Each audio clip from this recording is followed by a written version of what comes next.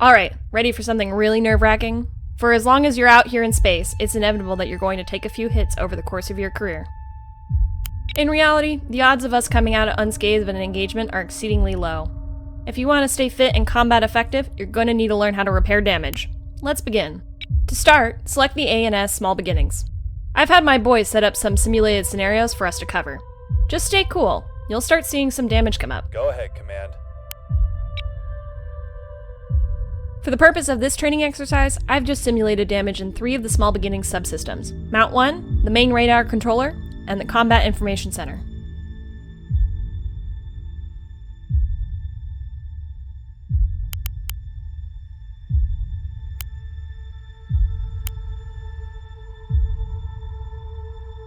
In the ship list, you'll notice a number of new icons have appeared.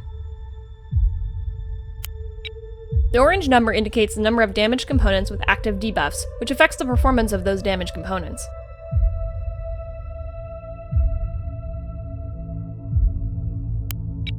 If there's a fire, it will be indicated here.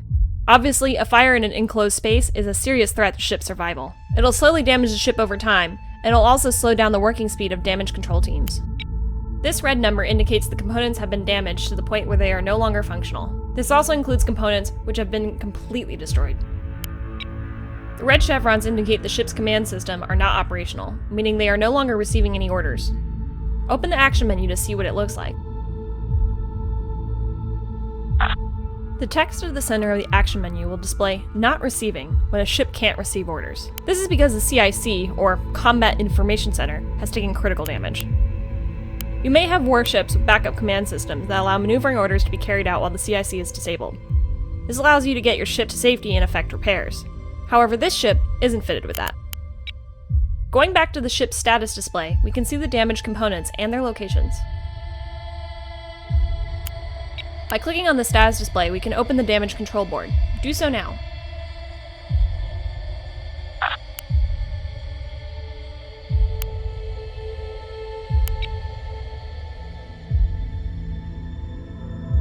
The damage control board will show all of the components installed on the ship and their current status. You can use the filter buttons at the top to suppress things that you don't want to see. Repair team's finished.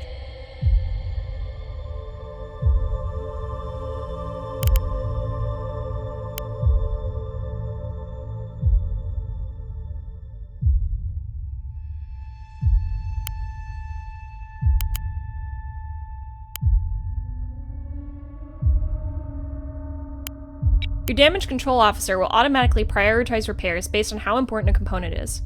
For example, your reactor and CIC are going to be priority 1, as they're critical to the operation of the ship. If you have your own priorities, you can click on one of the items on the board to prioritize it manually.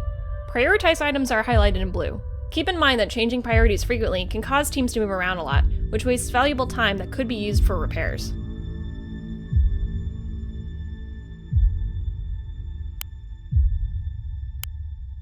Damage control teams are stationed in a DC locker and will move from there when damage is taken. It'll take time for repairs to start, as the teams need to get themselves and their tools to the casualty. You can see the progress of the damage control teams by the gauge filling up on their token. Hazards like fires are their first priority before they'll begin repairing actual damage, as these can deal damage over time. The important thing to remember is that once a component has taken damage below 90%, it can never be fully repaired back to 100%. Maximum repair is 10% more than the lowest integrity level the component had at the time of repairs. We'll let your teams work before we continue. Let's do 2 more drills. The first is a component restoration exercise. The CIC is now destroyed, with the integrity at 0%. Repair teams won't begin repairs to get it operational again, without you explicitly telling them to do so. You'll need to get it repaired. In the damage control board, find the CIC and use left shift plus left click to order your repair teams to start working on it. Once it's repaired, the ship will be able to receive orders again.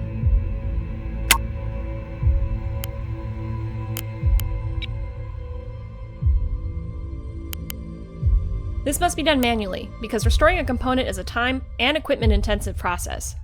The equipment to do so is stored in the DC locker, and each locker only holds enough materials for 1 or 2 restorations. Although the CIC is disabled and this ship can't receive orders to move or fire, You will always be able to prioritize damage control to attempt repairs. But this means that your repair teams are extremely vulnerable. They're moving into parts of the ship that are actively taking enemy fire and could very well be killed.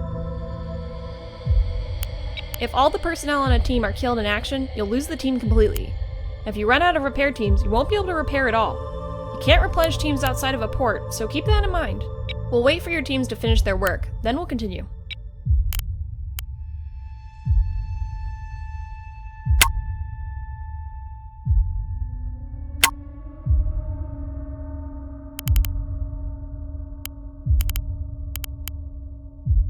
Components Now that the CIC is restored, the Small Beginnings is ready to receive orders again. After the teams reboot all of the computers, that is. Lastly, we'll do something a little dangerous, a catastrophic scenario. Most component damage is localized, and will only affect the part of the ship where the damage was received. On the other hand, catastrophic scenarios are situations which, left unchecked, will eventually take the whole ship down. These situations include reactor overloads, magazine explosions, and fuel line fires, just to name a few. Your repair teams will automatically move to prevent catastrophic damage, so there's not much you can do except watch. Just get a feel for what it will look like. Your damage control officer will always prioritize repairs for a situation like this. The ship's survival always comes first.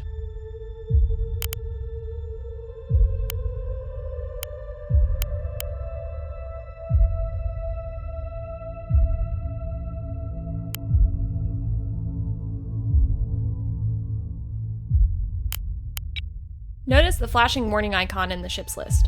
Below the icon is an estimated countdown before the situation gets out of control. If you don't know what's wrong, you can hover over the warning icon to see a tooltip.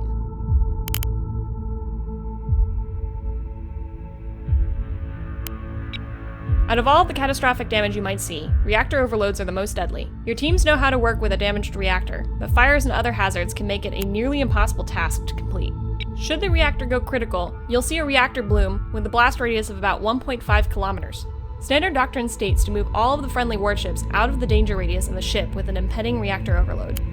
Be careful around enemy wrecks as well. Your weapons could have damaged the reactor housings, and you'll get little to no warning before they go off. But Commander, that's it for your damage control trials. Just keep an eye on your teams and be smart about their movements, and you'll come out just fine. Remember, the ship's survival always comes first.